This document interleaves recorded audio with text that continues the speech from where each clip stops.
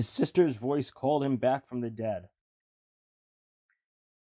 At times, there is a closer affinity between a brother and sister than other blood relatives, and sometimes that affinity is a bond that defies even the forces of death. One such incident occurred to young Thomas Kelly in 1918 during World War One. Tom, who was 17 years of age at the time, was fighting in the front lines with General Pershing's army when his sister Lillian received a telegram stating that he had been killed in action. Lil's first reaction was that of utter disbelief. However, as soon as she could, she went to Washington, D.C. to verify the telegram. "I don't care what you say," Lil adamantly told the Army headquarters staff a few weeks later in the Capitol. "I know my brother Tom is still alive and that he hasn't been killed in action, as you say." After a lengthy investigation had been made as a direct result of Lil's insistence, it was learned that the telegram had been sent in error.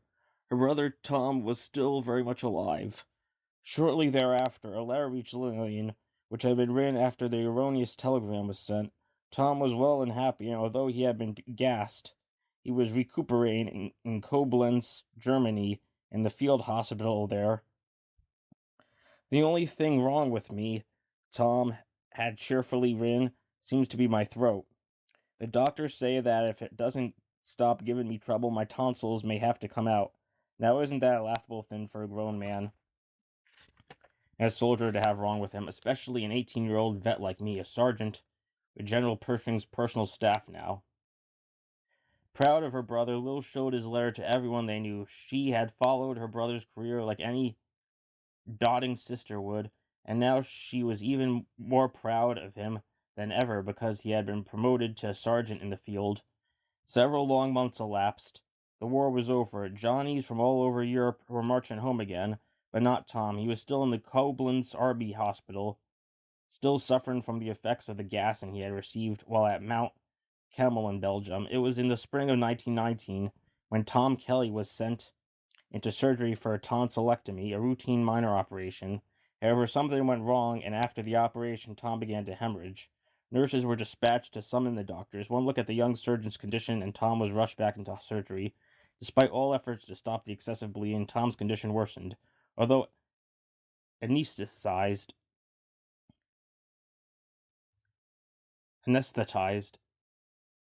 he was kept conscious and was fully aware of the doctors working over him. He could see their masked faces, their intense eyes in a semicircle around him. Then a cloudy haze began to envelop his consciousness. Tom got the feeling that he was in a boat. He closed his eyes, and when he opened them, or thought he opened them, he saw he was in the back of a shallow boat. In the bow stood a man dressed in a sackcloth shroud. He was pawing the boat across a great river toward an ominous dark shore. Behind him were the lights of a vast city. The lights were becoming dimmer and dimmer as the little boat continued toward the foreboding shore opposite. Suddenly Tom was aware of his sister's voice. She seemed to be screaming at the top of her lungs from the shores of the lighted city behind him. "Tom," she cried, "Tom, come back. Do you hear, Tom? I want you to come back to this minute." And then an incredible thing happened. The man rowing the boat began to reverse direction. Turning around, he pulled it toward the city again, and as Tom raised his face, he saw Lillian standing on the shore, her arms outstretched to him, beckoning and calling. She was wearing a familiar old dress, one that he had always liked and teased her about when he lived at home. Suddenly the vision faded, and Tom grew aware of the nurse at his side. The operation was over, and he was back in his room. As the nurse applied ice to his lips, he shifted his eyes, and from beyond the window he could see the first streaks of daylight as a new day dawned. Just as the warm sun began to bathe the hospital room in its golden rays, the house surgeon entered and halted in the doorway abruptly, as though unable to believe his eyes. Then a broad smile came to his face as he crossed over to the bed and inquired, "How are you feeling, son?" "Tired," Tom whispered, "but okay." The doctor turned to the nurse. His look seemed to say, "We didn't expect to see him alive, did we?" Long after Tom's discharge from the army and the hospital, when he and his sister met again in Florida, she listened to the stories of his war experiences, and while reminiscing, as sisters are wont to do, told him a strange story. "You know, Tom, I always wanted to write you about this, but I supposed you would have thought it was silly of me. One night in the spring of 1919, I dreamed I was wearing an old dress, one with ribbons on the sleeves that you always liked. I dreamed I put on the dress to come and see you, but you were way out on a river, disappearing from view in a boat. There was a man in the boat with you, wearing a gray cloak. I got the strangest feeling that I'd never see you again, and I kept calling and hollering for you to come back.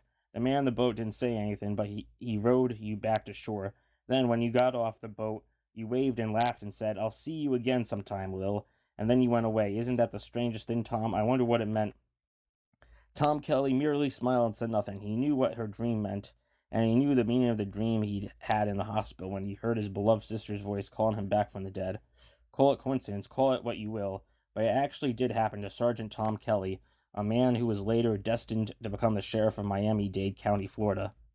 A man who was to distinguish himself as one of the most honest and upright public servants in the history of that community. Even today, former Sheriff Tom Kelly remembers this dream clearly. He doesn't try to explain it, he can't. He can only accept it for what it was, a supernatural experience beyond human understanding.